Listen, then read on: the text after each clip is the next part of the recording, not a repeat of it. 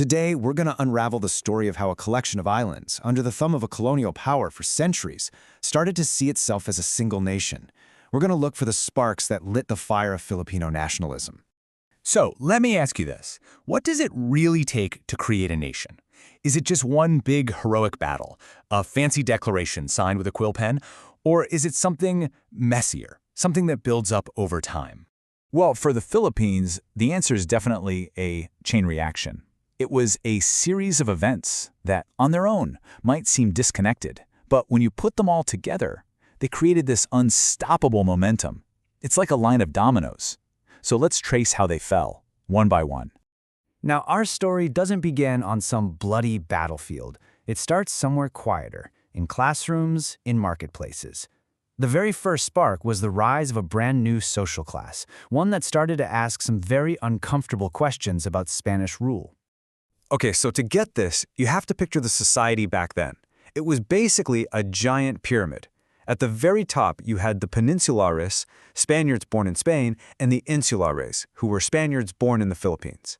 They held all the power, all the wealth, and way down at the bottom, well, that's where the vast majority of people were, the common Filipinos, who the Spanish just dismissed as Indios. This whole system, it was a tinderbox, just waiting for a match. But something was brewing in the middle of that pyramid. A new group started to emerge, the Ilustrados.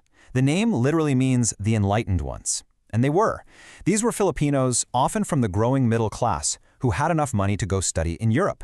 They came back with more than just diplomas. They came back with these radical, mind-blowing ideas about freedom, justice, and human rights. And they started planting those seeds back home. So you have these new ideas floating around. And the next domino to fall?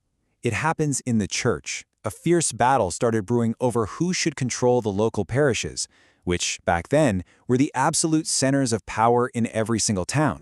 So the conflict was between two groups. On one side, you've got the regular priests. These guys were Spanish friars from big, powerful religious orders. They pretty much ran the show. And on the other side were the secular priests. These were often native Filipinos trained to run the parishes, but they kept getting pushed aside. Now, this wasn't just some religious squabble, you know?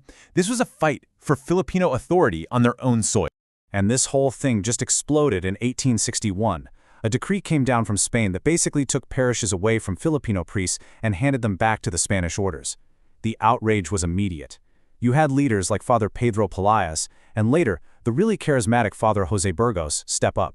They became the voice of this resistance, fighting back in the newspapers, demanding rights for Filipino clergy. The lines were officially drawn. So, right when tensions are about to boil over, something amazing happens. A window opens. For a very short, incredible moment, a new governor-general shows up. And he brings with him all these liberal ideas that were sweeping across Europe. This guy, Governor-General Carlos Maria de la Torre, was a complete game changer. He lived simply. He walked around in civilian clothes like a regular person. He got rid of flogging as a punishment. And, this is the big one, he allowed freedom of speech. For the first time, Filipinos could openly talk about their problems, their ideas. The Ilustrados, the reform-minded priests, they got a taste of what freedom felt like. And for a moment, it really seemed like a different future was possible. But that hope, it was just a flash in the pan. De la Torre was replaced by Rafael Izquierdo, a man who could not have been more different. His whole philosophy was basically rule with a cross in one hand and a sword in the other. Yeah, that window of freedom, it didn't just close, it was slammed shut. And this brings us to it, the final and most powerful spark, the event that would take all that social anger, all that religious frustration, and all that political disappointment and fuse it all together into a single national cause, the Cavite Mutiny. Let's just break down how this tragedy unfolded. First, the new governor, Izquierdo, yanks away the privileges of the workers at the Cavite Naval Arsenal, privileges they'd had for ages. The workers and soldiers are furious, and they mutiny. Now the Spanish friars see their chance. They use the mutiny as an excuse to get rid of their biggest rivals. They falsely accuse three of the most outspoken Filipino priests, Fathers Gomez, Burgos, and Zamora, of being the masterminds. It was a setup, plain and simple. They were arrested, put through a sham trial, and sentenced to die. February 17th, 1872. This is a date that is just burned into the memory of the nation. On that day, the three priests, known forever after as Gomborza, were publicly and brutally executed.